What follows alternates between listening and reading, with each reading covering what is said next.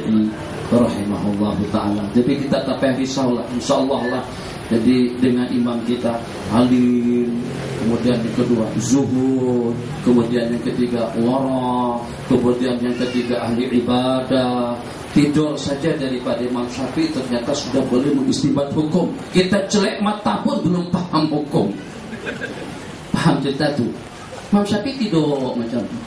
Lelek ya, sepanjang malam. Imam Ahmad Allahu Akbar waladhdallin, sembahyang lagi, berzikir lagi, ibadah lagi.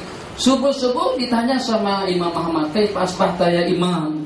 Tuh guru, macam mana malam tadi tu tidur di rumahku? Jadi kata Imam Syafi'i, malam tadi tu aku masih berbaring santai relek macam tu, aku dapat mengistinbat tidak kurang daripada 70 masalah hukum. Jadi kata Imam Ahmad kepada putri beliau yang bernama Fatimah, "Fatimah, awak tahu tak? Satu masalah hukum yang diistinbat oleh Imam Syafi'i tadi itu lebih bernilai di sisi Allah daripada ibadah orang tuamu sepanjang malam." Apa yang nak saya sebut? Imam Syafi'i pada masa relek santai, baring sambil mengantuk macam tu pun sudah boleh mengistinbat hukum. Kita dengan celek mata baca jelas dengar lantar sekali, itu pun masih belum paham hukum. Kan jauh perbedaannya. Masya Allah, tabarakallah. Cukup. Silahkan bertanya. Nah, salahkan saja. Jangan ada rasa risau, supaya kita sampai kepada target yang kita harapkan. Kita nakkan di tempat kita di sini, di masjid USG, di masjid Shah Alam, di masjid negeri, ada ke-5 mazhab dalam sembahyang, tapi dengan penuh mahabbah dan kasih sayang antara satu sama yang lain. Assalamualaikum Syekh, waalaikumsalam, kemhalak, izayat anda, masya Allah, tabarakallah. Satu sembahyangnya tangan naik, yang satu sembahyangnya tangan di dada, yang satu sembahyangnya tangan pusat macam tu pusat, yang satu sembahyang Allahu Akbar. Sambil tengok ke sana kemari. Masya Allah. Selesai salam semuanya, tidak ada yang saling salam menyalahkan. Akur. Kita inginkan generasi yang semacam itu. Jadi pada masa kita bersatu padu pun kita lemah. Bagaimana kalau pada waktu kita bercerai-berai? Jadi ini satu kekuatan yang tidak boleh dilemahkan dengan perbedaan pendapat. Perbedaan pendapat itu kecil, kecuali kalau pada saat perbedaan pendapat yang mempunyai asas yang memang tidak boleh ditawar-tawar. Itu satu perkara yang memang harus kita sepakati secara ijma'. Hadza wa billahi taufiq. Subhanallah, tabarakallah ta'ala.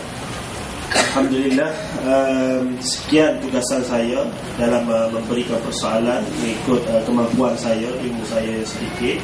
Kemudian saya serahkan kepada tuan-tuan yang mempunyai persoalan. Sekali lagi saya jelaskan, wacana kita, perbincangan kita pada malam ini tidak lain tidak bukan adalah untuk mencari wasilah yang terbaik dalam mendekatkan diri kita kepada Allah Subhanahu Wa Taala melalui kaedah-kaedah yang sudah diterangkan oleh sunnah, kemudian dijelaskan lagi, diperdetailkan lagi oleh para ulama-ulama kemudian. Justru saya, sahabat saya Ustaz Raizal Rais sedang berkeliaran di kalangan tuan-tuan.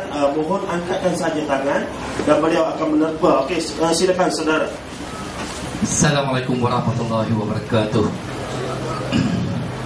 Yang saya muliakan Tuan Syekh dan Dr. Zulkifli dan Tuan Moderator, saya sungguh tertarik dengan tajuk perbahasan pada kali ini, iaitu bid'ah antara hasanah dan dalalah. Baik, sebagaimana yang pernah Tuan Syekh katakan, bid'ah itu bukan hukum. Dan pada malam ini, forum ini adalah sebagai pelancaran buku BSN. Tetapi malangnya pada hari ini kita tengok bertebaran dan berselerakkan buku-buku yang ditulis oleh puak-puak Salafi ataupun Wahabi yang mengelirukan umat Islam. Di pasaran kita lihat ditulis dalam itu cukup cantik sekali, tapi diselitkan perkataan-perkataan yang mengguris hati kita sendiri dengan bacaan Ya Latif bid'ah, Ya Allah bid'ah. Kita baca ilahilah stulil firdaus, khurafat, syirik, masuk neraka. Jadi masyarakat menjadi keliru, menjadi terpengaruh dengan buku-buku ilmiah yang tersebar banyak sekarang ini. Jadi apa nasihat Tuan Syekh kepada masyarakat awam untuk memilih buku-buku yang berteraskan ahli sunnah wal jamaah yang sebenar? Sekian, wabillahi taufiq, wassalamualaikum warahmatullahi wabarakatuh. Waalaikumsalam warahmatullahi wabarakatuh. Terima kasih kepada saudara yang bertanya. Tak sempat nak nyatakan doa pada nama dia pun tadi. Baik, kita serahkan kepada Tuan Guru Syekh untuk memberikan nasihat mengenai dengan pemilihan bahan-bahan bacaan, yang mana saya kira antara fokus ataupun sebab PSN Ustaz Syekh Nuruddin ini ditubuhkan adalah untuk ataupun salah satu matlamat yang bertujuan untuk memurnikan lagi buku-buku yang ada di pasaran, insyaAllah. Allah, Tuan Syaji nak pergi mana? Duduk dulu.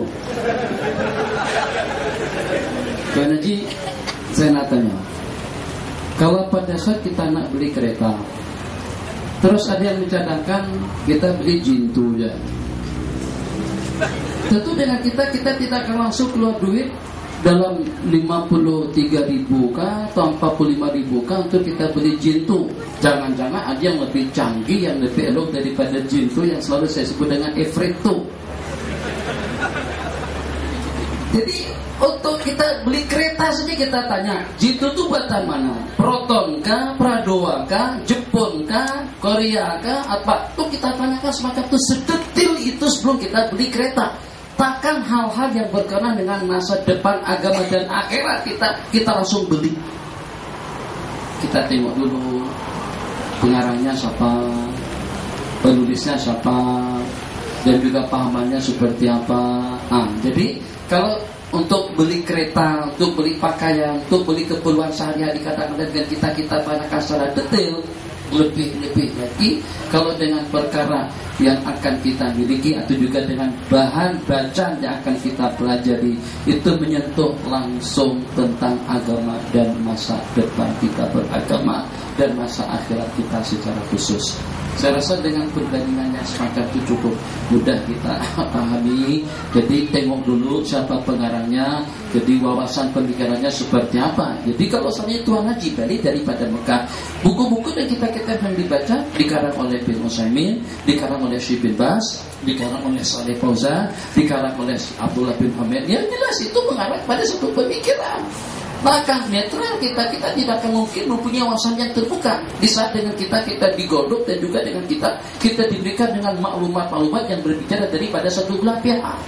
Jadi saat ketika dengan kita tengok kitab tadi itu ditulis oleh siapa? Ditulis oleh puak-puak Salafi misalnya. Jadi bukannya kita tidak perlu memiliki kitab-kitab yang seperti itu untuk dijadikan sebagai bahan perbandingan, akan tetapi pada saat dengan kita tidak boleh membanding-bandingkan.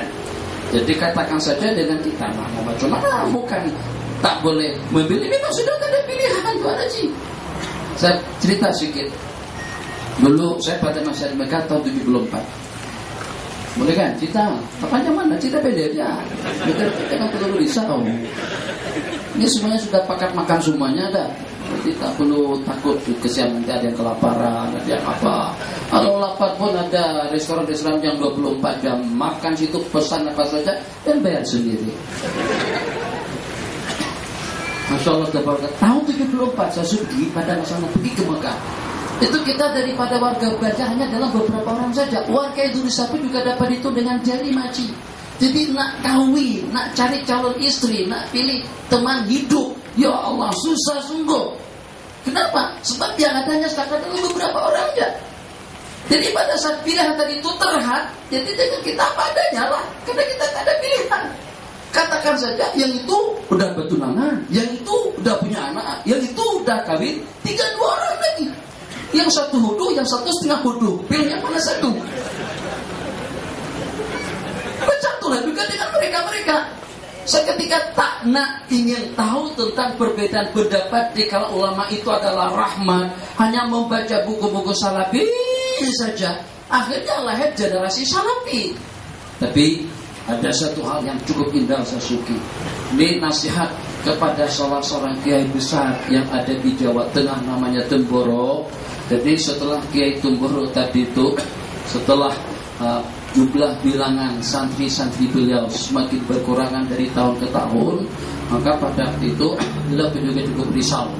Jadi pada masa itu beliau katakan, kalau seandainya dengan kita ingin memasyarakatkan mazhab Imam Syafi'i, mau kita kena bergerak daripada berbagai medan, entah itu daripada dunia penulisan, tulis menulis, majalah dan sebagainya. Ya, seperti itulah yang dilakukan oleh Muhammadiyah di Indonesia.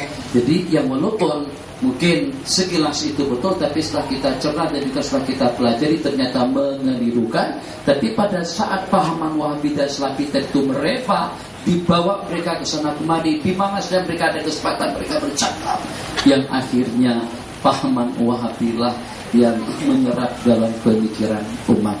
Jadi dengan pondok pesantren tadi itu apa kata beliau? Kata-kata yang cukup jelas sekali. Kalau awak nak masyarakatkan mazhab Imam Syafi'i, Anda kena bergerak ke sana dan kemari. Jadi dengan dakwahnya, dengan tulisannya, dengan pengajiannya, dengan ucapan dan lain sebagainya.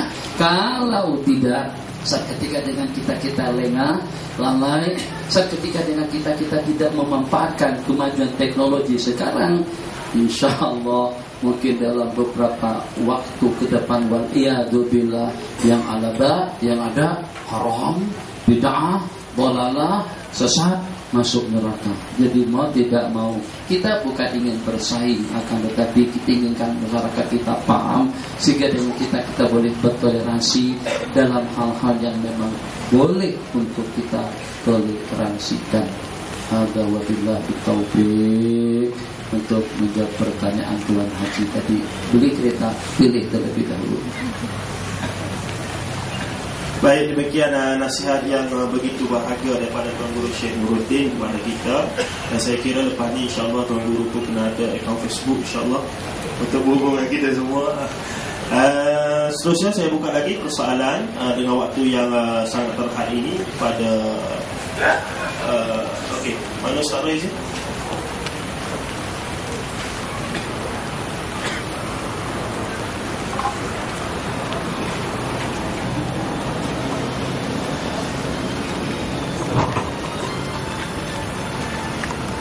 Assalamualaikum warahmatullahi wabarakatuh.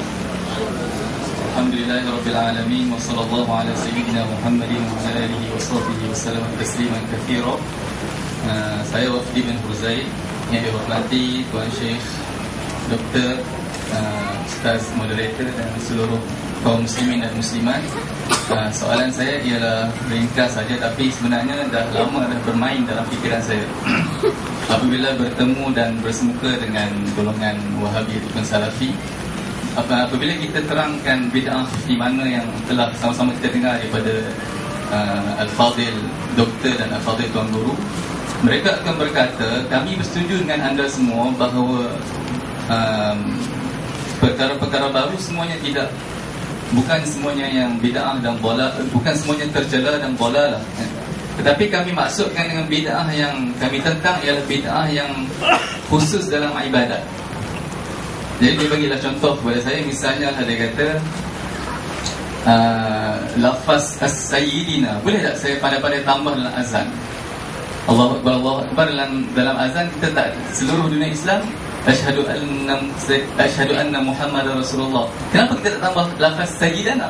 Kerana begitu Nabi SAW ajar. Jadi saya tidak berhak untuk menambah walaupun satu perkataan melebihi daripada ajaran Rasulullah SAW. Kemudian dia juga mempertikaikan, biasanya apabila kita selepas sembahyang, antara wirid yang kita baca, kita membaca surah Al-Fatihah. Jadi mereka meminta dalil secara khusus, kenapakah dalam banyak-banyak wirid yang Nabi SAW ajar kita selepas solat tidak ada wirid membaca Fatihah, sedangkan Fatihah kita tahu semua bahawa Fatihah fadilatnya amat besar dan kelebihannya. Jadi apabila kita sebut secara umum kelebihan Fatihah, jadi mereka mempersoalkan kenapa Nabi SAW tidak ajar. Maksudnya, kenapa wirid-wirid surah-surah yang lain, misalnya surah 3 Qul Nabi SAW ajar, tapi kenapa Fatihah itu sendiri Nabi SAW tidak ajar,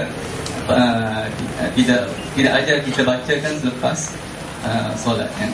Jadi itu antara hujah mereka yang saya tidak pandai lah nak jawab kan? Jadi macam mana nak jawabnya? InsyaAllah terima kasih kepada yang berbahagia saudara yang bertanya. Saya kira itulah soalan terakhir untuk kita pada malam ini. Saya akan serahkan kepada Tuan Guru Syekh untuk menjawab, seterusnya digulung ataupun ditutup oleh Yang Berbahagia Dr. Zulkifli Al-Bakri. Seterusnya saya mengizinkan ataupun memohon kepada Tuan Guru. Allahumma shalli ala sayyidina Muhammad.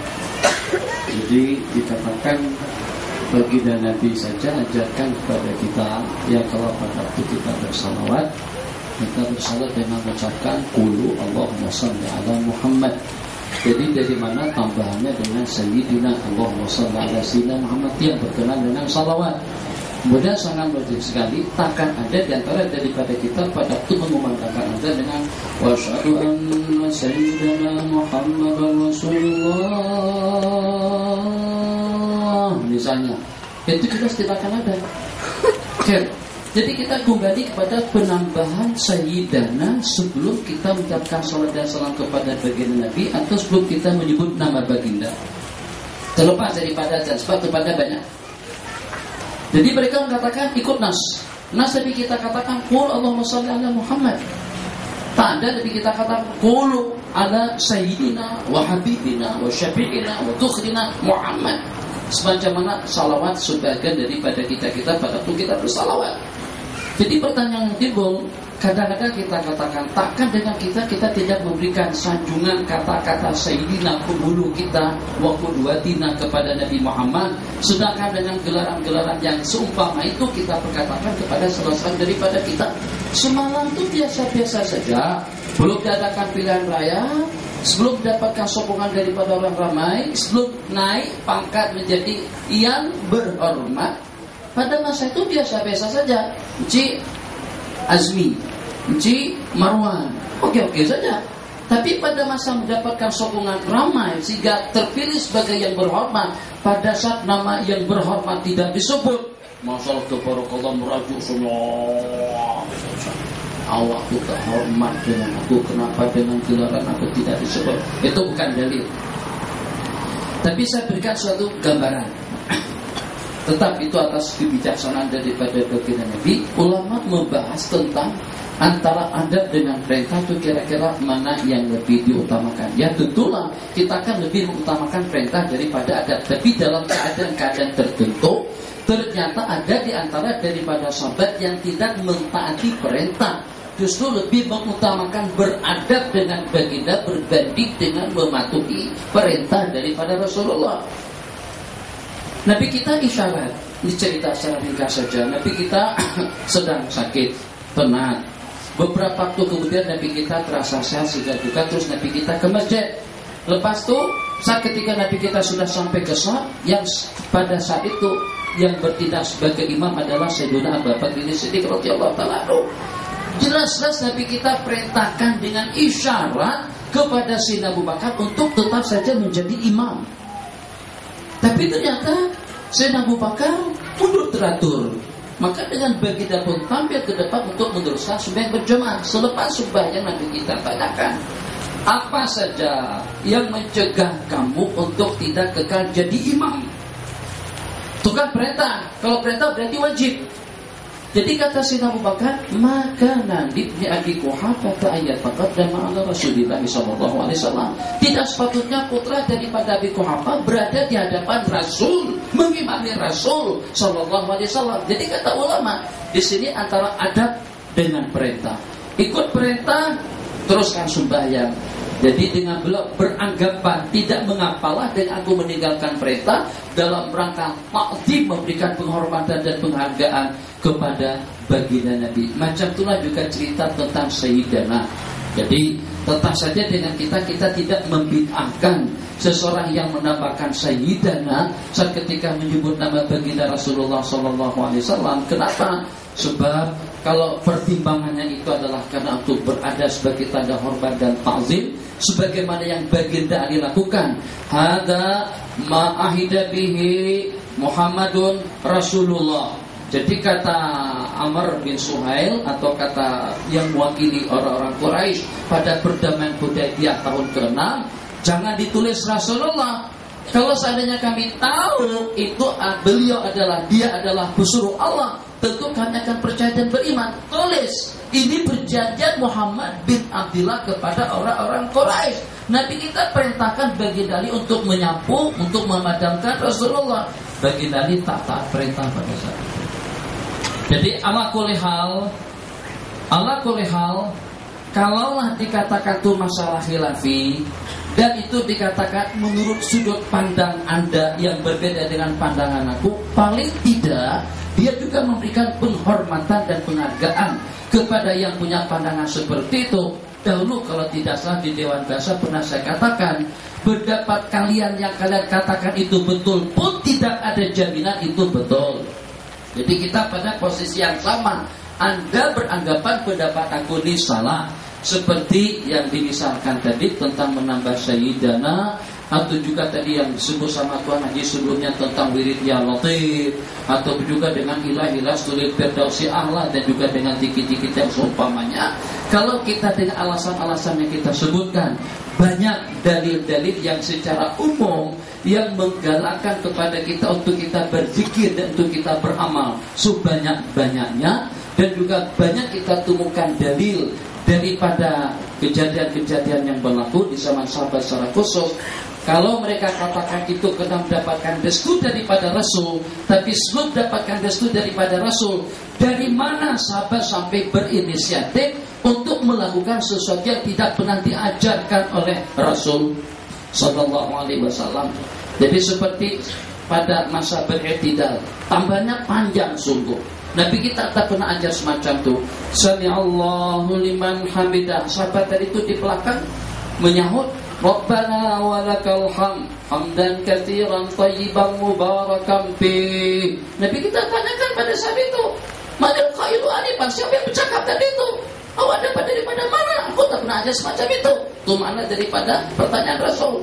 2 kali tetap tidak mengaku. 3 kali Nabi kita katakan, aku tengok lebih daripada 30 malaikat yang tadirun, berlomba-lomba untuk mendapatkan kehormatan, mengangkat dan memperkenalkan kata-kata tadi itu. Sahabat tadi pun mengatakan, aku ya Rasulullah, mengaku. Nabi kita sanjung. Jadi daripada sanjungan dan penghargaan daripada Rasulullah SAW, ulama mengatakan, 1, bid'ah bukan termasuk daripada hukum yang 5.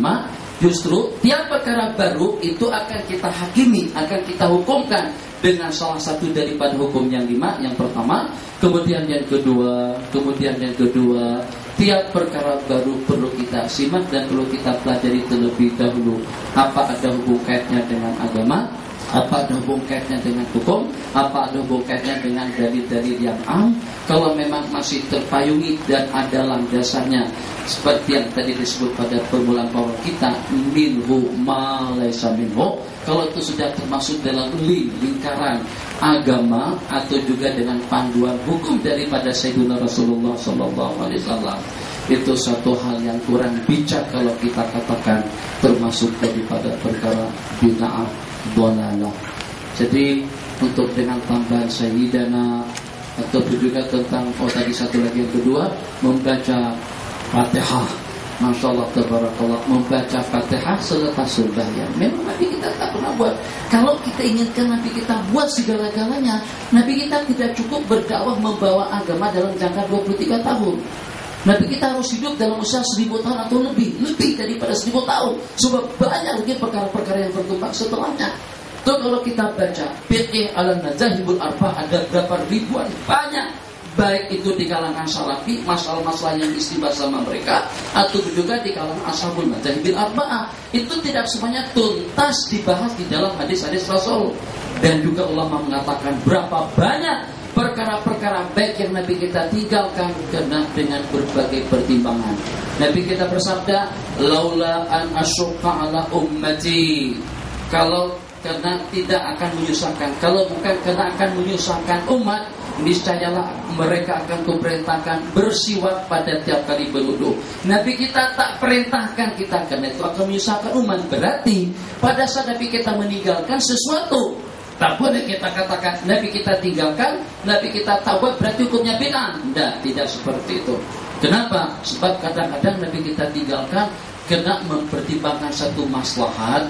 Di antaranya katakan saja Nabi kita mengatakan laula anna qaumaki haditsa ahdin bil jahiliyah, kalau bukan karena mengingat kaummu orang-orang Quraisy yang baru saja masuk Islam, baru saja meninggalkan zaman kehidupan jahiliyah, zaman atau budaya jahiliyah, niscayalah dengan Ka'bah ini akan kuruntuh dan akan kubuat 2 pintu mustajab dengan al-multazam. Nabi kita tak buat benda itu kenapa? Karena untuk meraihkan perasaan orang-orang Quraisy, penduduk Mekah yang baru saja memeluk agama Islam. Berarti secara mutlak, tidak mutlak yang Nabi kita tinggalkan hukumnya haram. Kenapa? Kadang-kadang Nabi kita tinggalkan karena maslahat, kadang-kadang Nabi kita tinggalkan karena itu mungkin akan menyusahkan kepada umat. Jadi untuk kita katakan bid'ah berarti kita memastikan itu justru suatu pandangan yang keterlaluan, mengatakan itu adalah bid'ah, dhalalah dan sesat, sedangkan dengan dalilnya tidak pasti. Sementara dengan kita beramal dengan Fatihah, kita terpayungi sikap kita tadi itu dengan dalil ribuan, puluhan banyak hadis-hadis Rasulullah yang menceritakan tentang keutamaan kita membaca Fatihah. Kira-kira surah yang mana yang merangkumi dan yang mencakupi makna yang terkandung di dalam Al-Quranul Karim? Hampir ada kesepakatan daripada ahli tafsir, Al-Quran, Taurat, Injil, Zabur, atau dengan kitab-kitab suci yang diturunkan 104 makna terkandung kesemuanya di dalam Al-Quran, dan dikatakan juga makna Al-Quran itu tercakup dalam Fatihatul Kitab. Jadi mungkin yang ditanyakan, kenapa masyarakat Melayu tak baca Qul a'udzu birabbin nas atau surah yang pendek Inna a'tainakal kautsar? Kenapa dengan Fatihah? Itulah tadi saya katakan, kalau itu yang dipertanyakan kenapa dengan Fatihah, sebab dalam surah Fatihah dialah yang terpilih untuk dibaca sebanyak 17 kali pada waktu kita sembahyang yang pertama, dan dialah yang merangkumi dan yang mencakupi semua isi kandungan yang ada di dalam Al-Quranul Karim. Di samping dengan kita memohon hidayah, Nabi kita bersabda dalam sebuah hadis, doa yang paling cepat diijabahkan oleh Allah, doa selepas sembahyang. Dalam Fatihah ada doa ihdinas siratal mustaqim.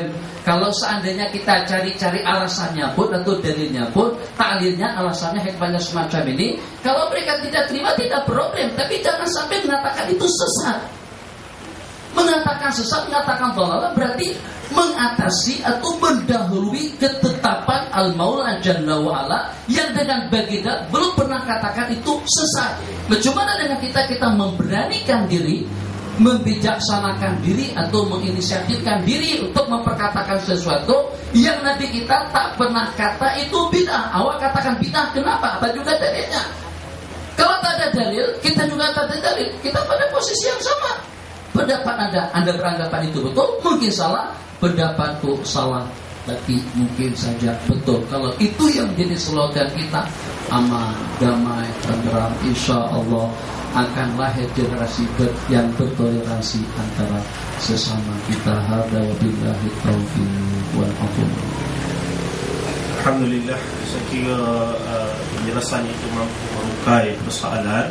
Selesai saya mohon Dr. Zul supaya tambah sikit apapun kita kata bagi nasihat dan ulat apa yang perlu lagi supaya jadi panduan pada kami di bawah ini, insyaAllah.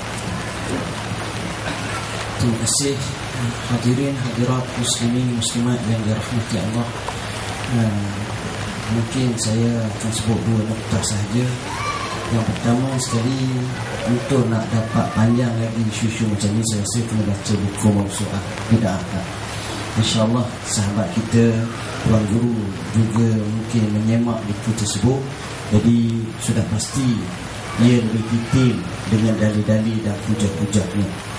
Isu yang kedua, jadikanlah ini sebagai mukadimah untuk sebagaimana kata pengusi tadi, sebagai pencambahan minda. Jadi kita cuba mengkaji, mempelajari, menekuni, menginsafi apa yang kita lakukan dan apa yang kita sedang hadapi ini. Saya teringat apa yang berlaku kalau kita tengok zaman kejatuhan kerajaan-kerajaan Islam. Kerana kita terlalu lemah. Sebagaimana Tuan Guru kata tadi, dengan lemah pun kita teruk, kita kuat pun lemah. Bagaimana apabila kita lemah, maka lagi teruk, lagi berat dalam keadaan seperti ini. Isu tentang hal ini memang perlu kepada kesungguhan, perlu kepada pendetailan, perlu kepada kajian. Sebagaimana yang dijawab sebahagian daripada itu tentang Sayyiduna dan sebagainya. Kebanyakan ulama menganggap bahawa isu-isu seperti ini lebih kepada adab. Adab